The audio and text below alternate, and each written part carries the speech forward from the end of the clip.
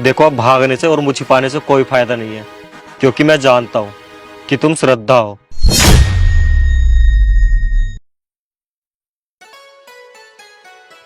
हम ऐसे कब तक छिप छिप के मिलते रहेंगे? तुम मेरे भैया से शादी की बात क्यों नहीं कर लेते?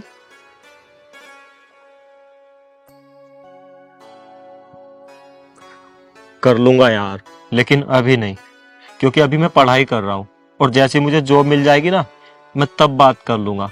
और तब तुम्हारे भैया मना नहीं करेंगे, क्योंकि उनको तुम्हारे लिए काबिल लड़का जो मिल जाएगा। पर मैं तो नहीं रह सकती ना तुम्हारे बिना तब तक। और जॉब तो शादी के बाद भी लग सकती है। मैं तो तुम्हारी हेल्प ही करूंगी। मैं मना थोड़ी कर दूंगी शादी के बाद कि तुम जॉब मत करो या जॉब की तैयारी मत करो। श्रद्धा, ऐसी बात नहीं है। ऐसी बात नहीं है तो फिर चलो भैया के पास। ठीक है बाबा, चलो। पर मैं भैया के सामने जाने से डर लग रहा है? अरे पागल, चलो आओ, मैं होंगी ना तुम्हारे साथ, तो फिर डर किस बात का? अरे चलो, आओ जल्दी आओ।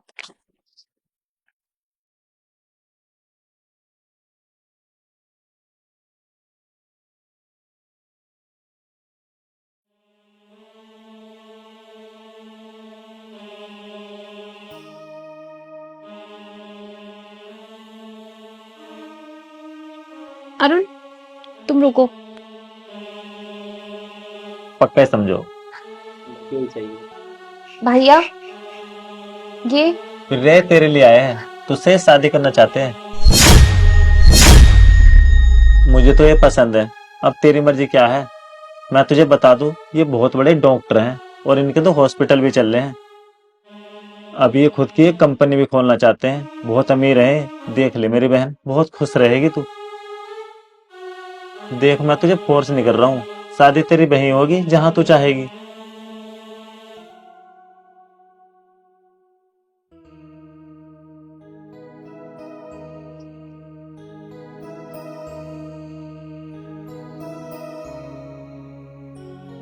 भैया, आपने मेरे लिए इतना कुछ किया है, तो जैसा आप चाहेंगे मैं वैसा ही करूंगी। अगर आपको ये पसंद है और आप ये चाहते हैं कि मैं इनसे शादी कर लूं, तो मेरी भी यही मर्जी है। आपकी पसंद ही मेरी पसंद है।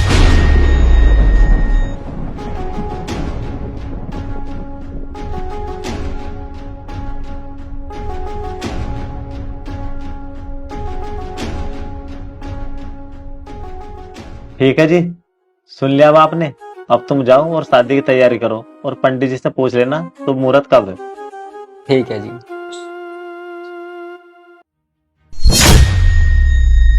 श्रद्धा, ये कौन है? भैया, वो ये ना रास्ता पूछ रहे थे, तो मैं इनको यहाँ लेकर आ गई। आप बता दोगे? अच्छा,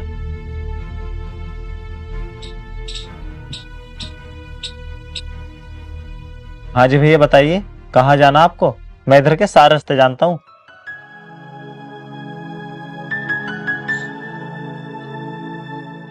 जी कहीं नहीं, अब मुझे रास्ता याद आ गया है।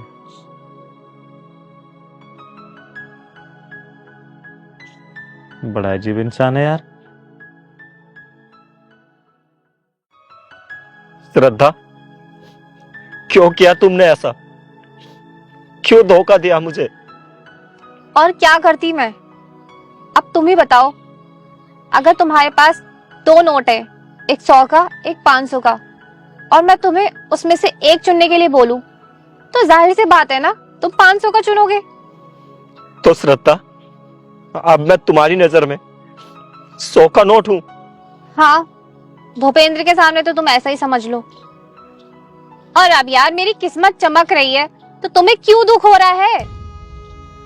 और मैं पूरी जिंदगी खुश रहूं, तुम भी तो यही चाहते हो। मैं भूपेंद्र के साथ पूरी जिंदगी खुश रहूंगी। और तुम खुद से पूछो ना, तुम्हारे पास ना पढ़ाई करने के लिए पैसे हैं, 2 टाइम का पेट भर के खाना खा लो, वो भी नहीं है, तो तुम मुझे खुश कैसे रखते?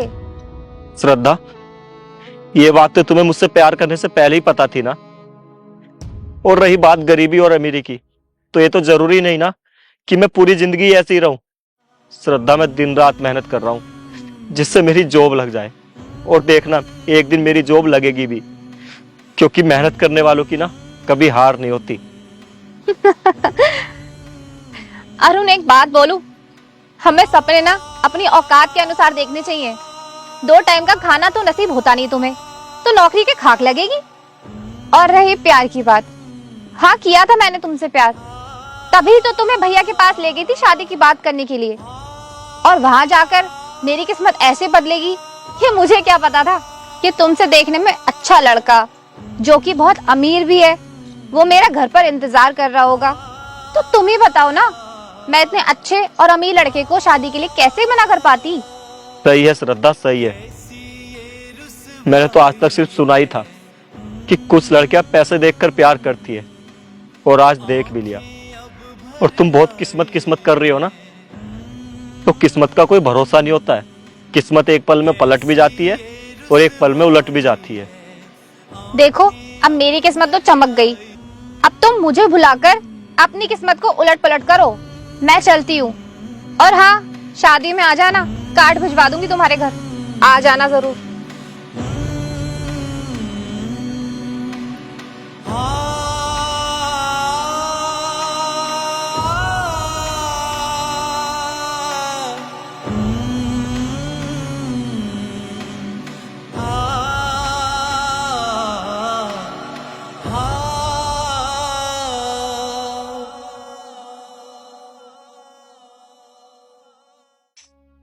श्रद्धा, तुम्हारी तो डॉक्टर से शादी हो गई थी ना, तो फिर तुम्हारी ये हालत, ये सब क्या है? अरुण, तुमने सही कहा था कि किस्मत ना एक दिन में पलट भी जाती है और उलट भी जाती है। शादी के बाद मुझे पता चला कि भूपेंद्र के कोई 2 हॉस्पिटल नहीं है, बल्कि एक छोटी सी दुकान है, और वो एक झोला छाप डॉक्टर है, और उसे दवाइयों की भी पूरी जानकारी नहीं है। एक पेशेंट का इलाज करते हुए उस पेशेंट की डेथ हो गई, और भूपेंद्र पर केस हो गया। जितना भी पैसा था सब उसमें लग गया, हमारा घर तक बिक गया, और अब तो उनसे कोई दवाई लेने के लिए भी तैयार नहीं है। एक एक पैसे के लिए तरस गए हम। इसलिए मैं यहाँ खेत पर काम करती हूँ, और वो वहां भट्टे पर, तब जाकर हमें रोटी नसीब होती है। श्रद्धा, अरुण, मुझे पता है कि तुम इनकम टैक्स डिपार्टमेंट में जॉब करते हो। मैंने तुम्हारी फोटो न्यूज़पेपर में देख ली थी। श्रद्धा, मैंने तुमसे कहा था ना कि मेहनत करने वालों की कभी हार नहीं होती, तो देख लो, रिजल्ट तुम्हारे सामने है। इसलिए कहते हैं कभी भी किसी को धोखा नहीं देना चाहिए, वरना आगे जाकर तुम्हें भी धोखा जरूर मिलेगा। और लालची इंसान को बर्बाद करता है, जैसे तुम्हें किया है। अब भुगतो। अरुण, तुम सही कह रहे हो, मुझे माफ कर दो, लेकिन मुझे पता है मेरी गलती माफी के काबिल नहीं है। जब तुमने मुझे धोखा दिया तो मैं जी भी नहीं पा रहा था, अरे तड़प रहा था मैं। फिर मैंने बड़ी मुश्किल से अपने आप को संभाला और दिन रात मेहनत की, तब जाकर मुझे ये जॉब मिली है। खैर, जो होना था हो गया, अब ना उसको तुम बदल सकती हो ना मैं, तो फिर अब पछताने से क्या होगा। अच्छा, अब मैं चलता हूँ, 10 को मेरी शादी है, तो उसी की तैयारी करनी है। कार्ड भिजवा दूंगा मैं, तो मेरी शादी में जरूर आ जाना। और हाँ, जाते जाते एक बात बता दूं कि मेरी होने वाली बीबी भी इनकम टैक्स डिपार्टमेंट में ही है।